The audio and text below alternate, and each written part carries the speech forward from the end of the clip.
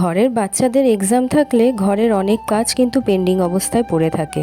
তখন মনে হয় যে না, এখন কিচ্ছু করব না, এক্সামটা একবার মিটে যাক, তারপরে ঘরের সমস্ত কিছু একেবারে গুছিয়ে নেওয়া যাবে। সারাক্ষণ মাথার মধ্যে ঘুরতে থাকে কোন কোন জিনিসগুলো এখনো ভুল করছে, সেগুলো বারবার করে প্র্যাকটিস করাতে হবে। আজকে ডিনারটা একটু অন্যরকম রাখার চেষ্টা করেছিলাম। মা দেখলাম সমস্ত কিছুর আয়োজন করে রেখেছে। রান্নাঘরে গিয়ে দেখি মা অলরেডি ধোসা বানানো শুরু করে দিয়েছে। সাউথ ইন্ডিয়ান যে কোনো ডিশ তৈরি করতে আমার মা ভীষণ এক্সপার্ট।